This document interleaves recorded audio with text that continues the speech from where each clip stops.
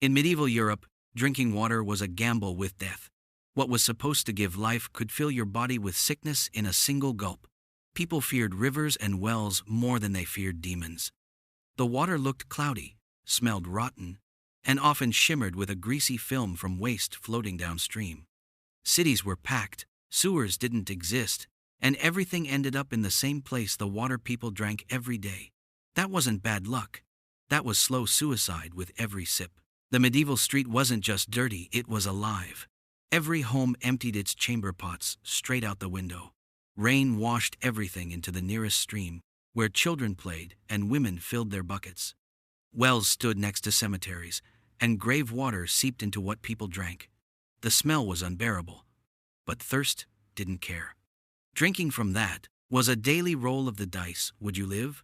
Or spend the night vomiting until your body gave up? Without real plumbing, everything blood, from the butcher's shop, animal remains, human waste poured into the same river. When summer came, the stench turned cities into open graves. Flies thickened the air, and the water turned black from decay. Yet people still called it the river of life. They had no choice. Boiling was rare because firewood was expensive. So the poor drank straight from filth, believing that if God wanted them dead, it would happen anyway. And then came disease. Dysentery, cholera, and typhoid didn't care about class or faith. A noble could die just as fast as a beggar. One sip could destroy an entire household in days. Whole neighborhoods vanished from bad water. Monks tried to bless wells, praying that holy water would drive out sickness. But the blessing didn't kill bacteria, and prayers couldn't fix plumbing. Faith met filth, and filth won every time. Even the wells became death traps. When graveyards overflowed, people buried bodies closer to town walls, often right above water sources. Rain carried decay straight down. The water tasted metallic, smelled of rot, but still people drank. And when they fell ill, they said the devil had cursed them. The truth was simpler. They were poisoning themselves, one mouthful at a time. When people realized prayers didn't work, they turned to alcohol. Brewing beer and fermenting wine accidentally made their drinks safer. Boiling water during brewing killed bacteria, and the alcohol kept it clean longer. That's why even children drank small beer, weak ale, with just enough alcohol to survive. Monks brewed it by the barrel, and cities ran on it. If you didn't drink beer, you were either rich, mad, or dead. But alcohol was never pure safety. Contaminated barrels and spoiled brews could still kill you. Some people tried to filter water through cloth or charcoal, but superstition always won over science. They believed the color or smell of water revealed God's will. If it looked clear, it was holy. If it was cloudy, it was cursed, even if both came from the same sewer. They trusted luck more than logic, and luck didn't save many. Meanwhile, the rich thought silver cups could purify what they drank. Nobles believed silver had magic powers to cleanse poison and sin. In truth, it just added traces of metal to already toxic water. Some even mixed wine with dirty water to stretch supplies, turning luxury into lethal potion. Many nobles died young, thinking they were protected by wealth. In the Middle Ages, ignorance was the real equalizer. In summer, the horror grew. Rivers shrank, waste thickened, and the stench turned unbearable. Animals drank from the same pools where people washed their clothes. Frogs and flies thrived, humans didn't. Chronic diarrhea, fever, and dehydration wiped out entire families. No one connected the dots between filth and death.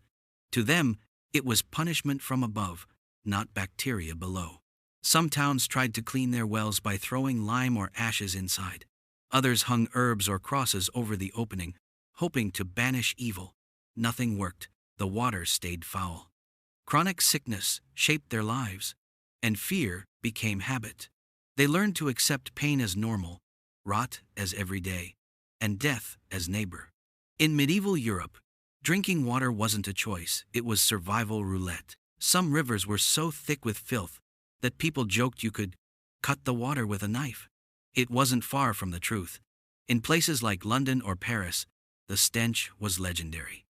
Even royal messengers wrote about the unbearable smell of the Thames.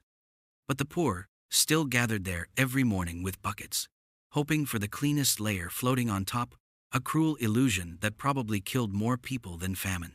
By the 14th century, chroniclers described rivers alive with slime. One wrote that fish died before reaching the hook, yet washing clothes in that same poison was normal. Women beat laundry beside bloated carcasses drifting by. They had no clean alternative, and filth became background noise like the ringing of church bells. The church preached cleanliness of the soul, not the body. Bathing too often was seen as vanity, even sin. Some priests warned that hot water opened the pores to demons. So people stayed dirty, prayed harder, and wondered why they kept dying.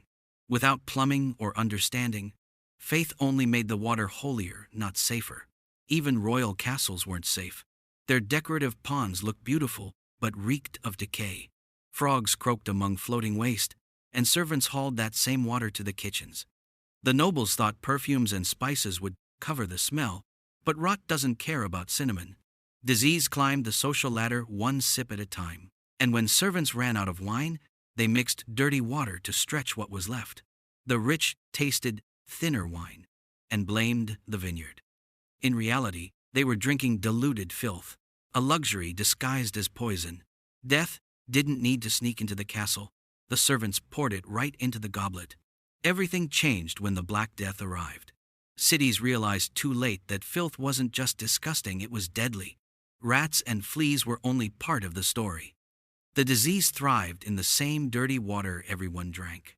People finally saw the link between waste and death. But by then, a third of Europe was gone. It took the horror of millions of corpses to make them question their normal way of life. When the dying stopped, something new began: fear of dirt. Towns built their first aqueducts, digging wells away from graves and waste. Clean water became a matter of survival, not luxury. Some cities even banned dumping filth into rivers under penalty of death. After centuries of blindness, Europe started to wash its hands, literally and morally. Still, superstition lingered. People kept believing holy water could heal, even though it came from the same dirty barrels. Old habits die slow, especially when the truth stinks. But with time, boiling water and basic sanitation became routine. By the Renaissance, disease rates began to drop, and for the first time in centuries, clean started to mean safe. Water slowly reclaimed its reputation. Fountains replaced cesspits, and children could finally drink without fear. But every new well was built on graves, not just of the dead, but of those who suffered before science. Their pain taught Europe one lesson: nature doesn't forgive ignorance. Today, clean water flows from every tap, and we take it for granted. But in the Middle Ages, one drink could decide your fate. So next time you raise a glass, remember, for centuries, water wasn't life, it was death, disguised as thirst.